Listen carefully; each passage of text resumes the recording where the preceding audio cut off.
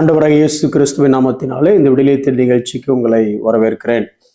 நடைமுறை கிறிஸ்தவம், அதாவது பிராக்டிக்கல் கிறிஸ்டியானிட்டி என்கிறதை குறித்து நாம் தியானித்து கொண்டிருக்கிறோம்.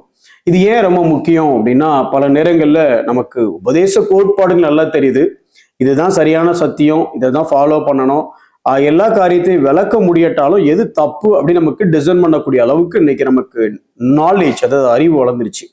ஆனா இந்த நாலேஜ் மட்டும் கிறிஸ்துவம் இல்லைல்ல, இந்த நாலேஜ் நம்மளோட வாழ்க்கையில அனுபவமா மாறணும். எப்படி அறிவுல இருக்கக்கூடியது இருதயத்துக்கு இறங்கி செயலா வெளிவரணும்.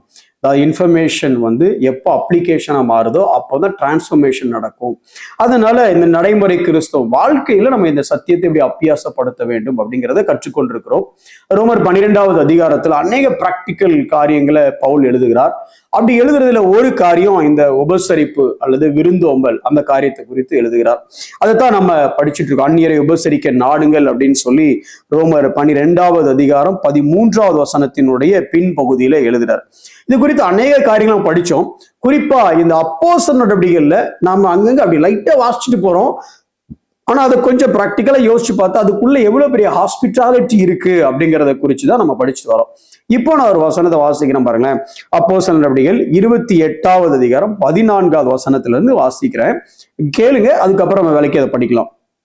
அங்கே சகோதரரை கண்டோம், அவர்கள் எங்களை 7 நாள் தங்களிடத்தில் இருக்கும்படி வேண்டிக் கொண்டார்கள். அந்தப்படி நாங்கள் இருந்து பின்பு ரோமாபுரிக்கு போனோம். அப்போ இதை எப்ப எழுதுறாரு லூக்கா அப்படின்னா, அந்த ரோமாபுரிக்கு போகக்கூடிய அந்த சமயத்துல நடந்த காரியத்தை எழுதுறாரு. மால்டா தீவெல்லாம் முடிஞ்சதுக்கு அப்புறம் எழுதுறாரு. அவ்விடத்தில் உள்ள சகோதரர்கள் நாங்கள் வருகிற செய்தியை கேள்விப்பட்டு சிலர் அப்பியுபுரம் வரைக்கும், சிலர் 3 சத்திரம் வரைக்கும் எங்களுக்கு எதிர்கொண்டு வந்தார்கள். அவர்களை பவுல் கண்டு தேவனை ஸ்தோத்தரித்து தைரியம் அடைந்தான். கொஞ்சம் இதனுடைய பின்னணி நீங்க யோசிச்சு பார்க்கணும். அந்த வசனத்தை படிக்கிறதுக்கு ஒண்ணு இதனுடைய பேக்ட்ராப், அதாவது எந்த சூழ்நிலையில பவுல் 20வது அதிகாரம் வரைக்கும் வேகமா ஊழியம் பண்ணிட்டே வர்றாரு.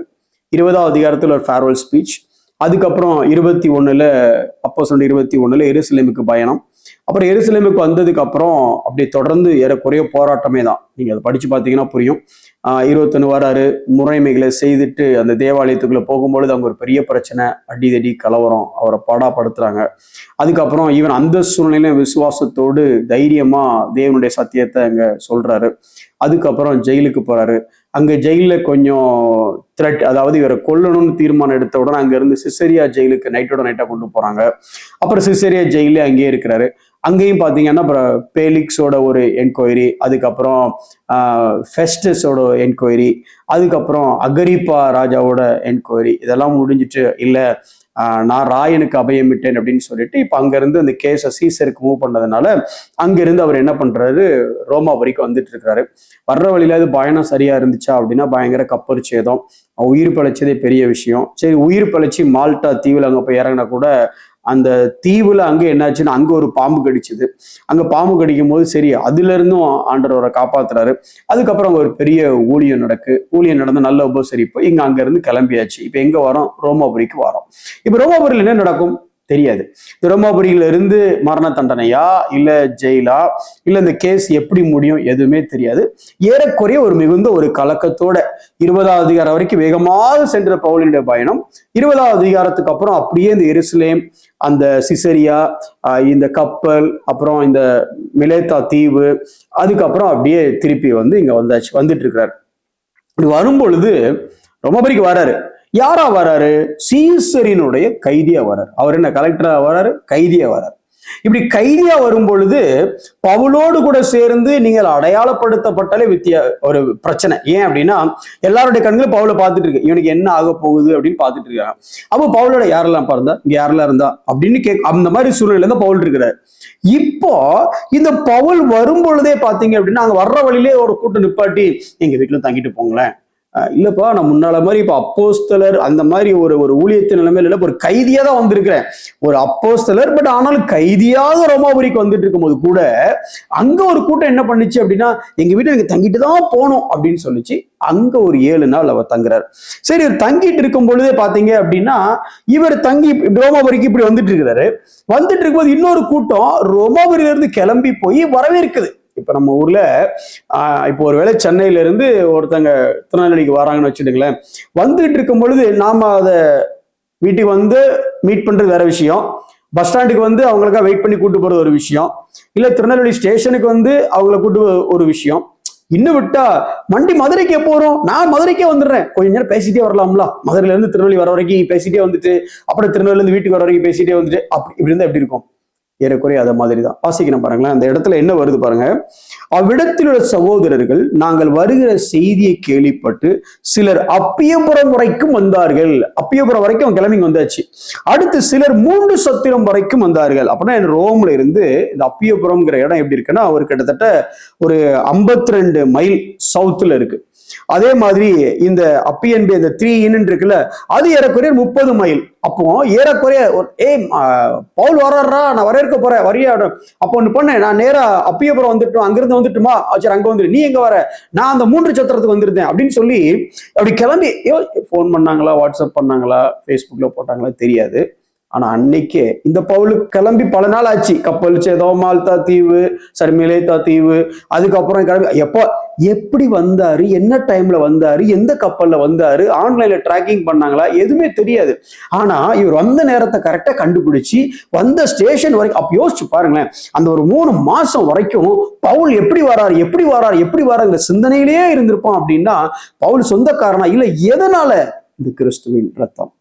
அப்படி தேடி கண்டுபிடிச்சு போய் அவரோட நேரத்தை செலவிட்டாங்க. சரி, இந்த பவுலை எடுத்துடுங்க, இந்த ரோம சபைக்கு இவருக்கு சம்மந்தமே கிடையாது. ஆனா ரோமர் 1வது அதிகாரம் 9வது வசனத்தை படிச்சு பாத்தீங்க அப்படின்னா, நான் ஜெபம் பண்ணும் போதெல்லாம் இடைவிடாமல் உங்களை நினைத்துக் கொண்டிருக்கிறேன். சார் யாரு, உங்க குடும்பமா? இல்ல. உங்க சர்ச்சா? இல்ல. உங்க விசுவாசியா? இல்ல. நீங்க பாத்திருக்கீங்களா? பார்த்தது இல்ல. ஏதாவது உங்களுக்கு ஏதாவது காணிக்க அனுப்பிச்சிருக்காங்களா? ஐயோ தெரியாது. அந்த சர்ச்சை எவ்வளவு பெரிய சர்ச்சை தெரியாது. ஆனாலும் உங்களுக்காக இடைவிடாமல் ஜெபம் பண்றேன். இதுக்கு யார் சாட்சி அப்படின்னா, யாரும் தேவையில்ல, கடவுளே சாட்சி அப்படிங்கிறார். யார்? இந்த பவுல். இந்த பவுல் காணாத அந்த ரோமாபுரி சபை மேல இவ்வளவு அன்பு வச்சிருக்கிறாரு. அந்த ரோமாபுரியில உள்ள மக்கள் இதுவரைக்கும் இவரை சந்திச்சாங்களேன்னு எனக்கு தெரியல, ஏன்னா இவர் இதுக்கு முன்னே ரோமுக்கே வரல. இந்த பவுல் மேல அவங்க இவ்வளவு அன்பு வச்சு கடந்து வரத பார்க்க முடியுது. இன்னும் அதே இது 12வது வசனம் ரோமர் 1வது அதிகாரத்துல பாத்தீங்கன்னா பவுல் சொல்றாரு, எவ்விதத்திலாவது நான் உங்களிடத்தில் வருகிறதற்கு பிரயாணம் வாய்க்கணும்னு ஜெபம் பண்ணிடுங்க அப்படிங்கிறாரு. அப்போ அந்த பிரயாணமும் பாத்தீங்கன்னா செம்ம டஃப், அதாவது ரொம்ப மோசமான ஒரு பிரயாணம். அந்த பிரயாணத்தின் வழியா கடந்து வந்து இவங்களை சந்திக்கிறாரு. ஒரு லாங் டிசைர், ஒரு ஆசை, இவங்களை பார்க்கணும், இவங்களோட நேரத்தை செலவிடணும் அப்படின்னு சொல்லி அவருக்கு அவ்வளவு ஆசை. இவங்களுக்கு நமக்காக ஒரு மனுஷன் இவ்வளவு பெரிய நிருபத்தை எழுதுனானே, நமக்காக ஒரு மனுஷன் இவ்வளவு ஜெபம் பண்ணானே, அவனை போய் சந்திக்கணும்னு இவங்களுக்கு ஆசை. இது எந்த மாதிரி சூழ்நிலைனா, பவுலுக்கு எதிர்காலம் ஒரு பெரிய கேள்விக்குறியா இருக்கும் பொழுது ஒரு வனாந்தரத்துல ஒரு தண்ணீர் தடாக இருந்தா எப்படி இருக்கும்ல, அப்படியே ரொம்ப சோர்வா தான் இருந்திருப்பாருன்னு நினைக்கிறேன். அப்படி சோர்வா இந்த இன்னும் எவ்வளவு காலம் ஜெயில் வாழ்க்கை, என்ன மரணமா என்னன்னு தெரியாத அந்த சூழ்நிலையில இப்படி இவங்க தேடி வந்து அவங்கள சந்திச்சது உண்மையிலே அவருக்கு எப்படி இருந்திருக்கும்னா, it is an oasis in the wilderness. அதாவது வனாந்திரமான ஒரு சூழ்நிலை, ஒரு தண்ணீர் தடாக இருந்தா எப்படி இருக்கும், அப்படி இருந்திருக்கும். இதுக்கப்புறம் ஓட போற ஓட்டத்துக்கு இது ஒரு ஃபியூவலா இருந்திருக்கும். இன்னைக்கு நம்மளை சுத்தி பல பேர் போராட்டங்கள் நடுவுல, வாழ்க்கையில அடுத்து என்ன நடக்கும்னு தெரியாம ஆண்டவருக்காக ஓடுனது நிமித்தம் பல சவால்களின் மத்தியில போகும்போது ஒரு சகோதரரா ஒரு சகோதரியா உங்களுடைய என்னுடைய அந்த விருந்தோம்பல், அந்த உபசரிப்பு அவங்க வாழ்க்கையில இதுக்கப்புறம் ஓடக்கூடிய அந்த ஓட்டத்துக்கு ஒரு எரிபொருளா இருக்கும். உங்களுடைய ஒரு சந்திப்பா இருக்கலாம், இல்ல உங்களுடைய ஒரு விசாரிப்பா இருக்கலாம், இல்ல உங்களுடைய ஒரு சின்ன உதவியா இருக்கலாம். ஒருவேளை உங்க மத்தியில தேவ மனிதர்களோ இல்ல தேவ பிள்ளைகளோ இந்த மாதிரி சவாலோட கடந்து போகிற பாதை இருந்துச்சுன்னா, நம்மளுடைய வேலை என்ன தெரியுமா? we need to go and show the hospitality. நம்மளுடைய ஒரு மீல், இல்ல நம்மளுடைய ஒரு சொல், இல்ல நம்மளுடைய ஒரு விசிட், இல்ல நம்மளுடைய ஒரு கால், that makes a lot of change in their lifestyle. அவங்க வாழ்க்கையில் அது பெரிய மாற்றத்தை ஏற்படுத்தும். ஃபயர்ல இருந்து, அதாவது என்ன சொல்றது, தீயில பாதிக்கப்பட்டவங்களை மீட்டெடுக்கிற ஒரு மனிதன் ஒரு மாடியில ஒரு குறிப்பிட்ட லெவலுக்கு அநேகரை மீட் எடுத்துட்டு வந்து அவனே கொஞ்சம் காயத்துல இருக்கிறான். இருந்தபோது உச்சி மாடியில ஒரே ஒரு பாட்டி, ஒரு வயதான அம்மா தனியா தவிச்சிட்டு இருக்காங்க. கீழே இருக்க மக்கள்லாம் சொல்றாங்க, இதுக்கு மேல நீ மேல போனா நீயும் பிழைக்க மாட்ட, அவங்களையும் பிழைக்க வைக்க முடியாது, வந்துரு அப்படிங்கிறாங்க. அவன் வர நினைக்கும் பொழுது கீழே இருக்க ஒருத்தன் கைத்தட்டி, shear up, doing a good job, சூப்பரா பண்ணீங்க சார், சூப்பரா பண்ணீங்க சார் அப்படின்னு கைத்தட்டு ஒருத்தர் கைத்தட்ட ஆரம்பிச்சோன்னே எல்லாரும் கைத்தட்ட ஆரம்பிக்கிறாங்க. ஆரம்பிச்சதுக்கு அப்புறம் கீழே இறங்க வந்தவனுக்கு இல்ல, இவ்வளவு மக்கள் என்னை நம்பிட்டு இருக்கிறாங்க, இன்னும் ஒரு படி நான் மேல போயின்னு சொல்லி தன் உயிரை பணைய வச்சு மேல போய் அந்த பாட்டியை காப்பாத்திட்டு கீழே வந்தான்னு சொல்லி சரித்திரம் சொல்லுது. இந்த கைத்தட்டல் தான் அவன் அங்க போக வச்சது. அதே மாதிரி உங்களோட விருந்தோம்பல் இந்த மாதிரி பாடுகளோடு இருக்க ஊழியர்களும் சகோதரர்களும் இன்னும் அதிக தூரம் போவதற்கும் இன்னும் ராஜ்யத்துக்காக பயன்படுவதற்கும் துணையா இருக்கும். கண்களை மூடி நாம் செபிப்போம். அன்புள்ள ஆண்டவரே, பவுலுடைய வாழ்க்கையில ஒரு இருண்ட சூழ்நிலை போல தோன்றிய அந்த நேரத்துல இந்த சகோதரர்களுடைய அன்பு, இந்த சகோதரருடைய விருந்தோம்பல், பவுல் அவர்களை நினைத்து கர்த்தரை ஸ்தோத்தரித்தான் என்று நாங்க பார்க்கிறோம் ஆண்டவரே. அதுபோல எங்களை சுற்றி இருக்கிற ஆண்டவரே, எங்களுடைய அருமையான சகோதரர்களுக்காக, தெய்வ ஊழியர்களுக்காக நாங்கள் ஜெபிக்கிறோம்.